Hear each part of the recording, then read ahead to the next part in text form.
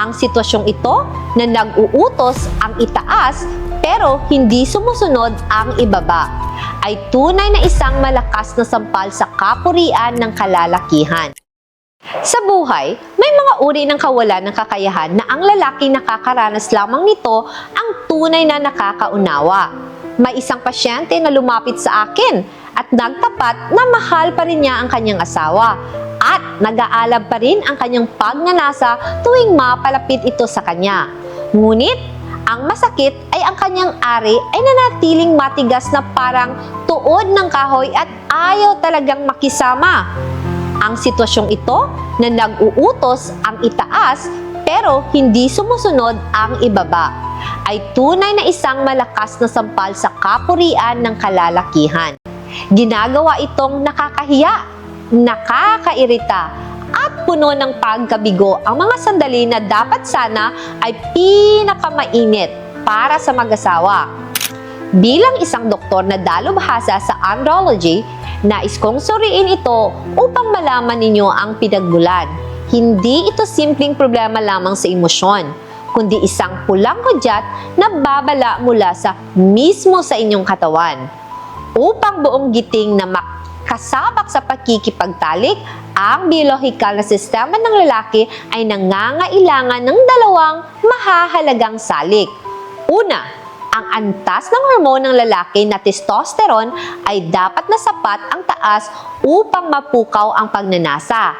At pangalawa, ang sistema ng mga ugat ng dugo ay dapat na sapat na maluwag upang mapaghintulot sa daloy ng dugo na pumuno sa mga corpora cavernosa. Kapag kayo ay pumasok sa edad na katamtaman o dahil sa matagalang stress sa pamumuhay, ang natural na dami ng testosterone ay nagsisimulang bumaba. Ito ang mismong konduktor ng orkestra na nagpapatakbo sa buong kakayahan ng lalaki. Kapag ang konduktor ay napagod na, kahit pa mag-utos ang utak, ang daloy ng dugo ay hindi makakapunta sa organong pesyolihikal sa malakas na paraan. Ang resulta ay kahit gaano pa kayo magsikap, ang katawan ay hindi tumutugon o kaya ay nagkakaroon lamang ng kaunting paninigas at pagkatapos ay agad ding nanghihina.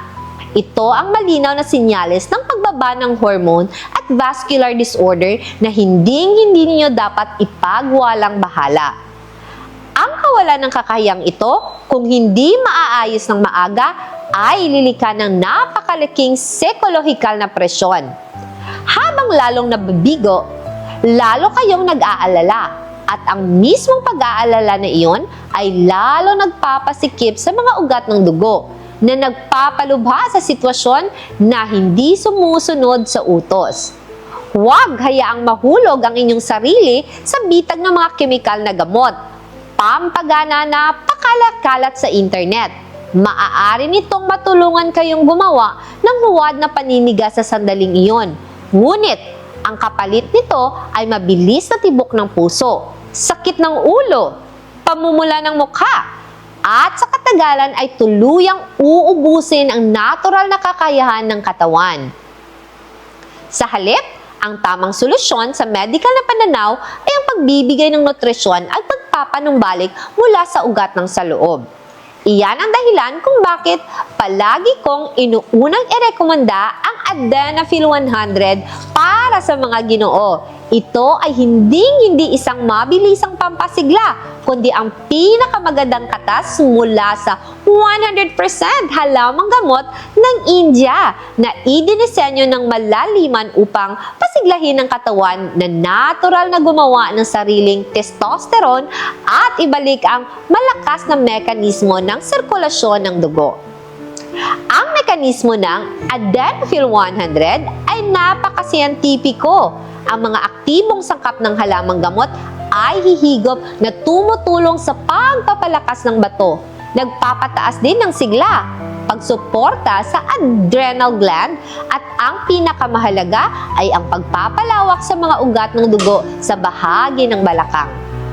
Sa sandaling iyon, Kahit kaunting hudyat lamang mula sa utak, ang daloy ng dugo ay ibubuhos upang mapuno ang corpora cavernosa na tumutulong sa inyo na bumangon ng malakas at matatag at napapanatili ang kakayahan sa buong pakikipagtalik. Hindi na ninyo kailangang harapin ang sitwasyon na habang masaya ay biglang napuputol ang kwerdas ng gitara, kundi maaari ninyong buong pagmamalaking ihatid ang inyong babae sa rurok ng kaligayahan ng matatag ng higit sa 30 minuto.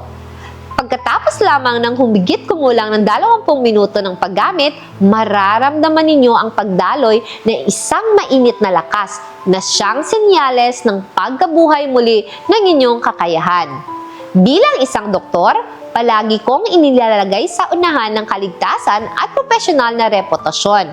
Maaari kayong maging lubos na kampante dahil ang Adenofil 100 ay nakapasa sa mahigpit na sertifikasyon ng kalidad mula sa US FDA at pati na rin sa Philippines FDA na tumutugon sa pinakamahihigpit na pamantayang medikal sa buong mundo at naging nangungunang pagpipilian ng milyon-milyong kalalakihan sa Asia sa loob ng maraming taon.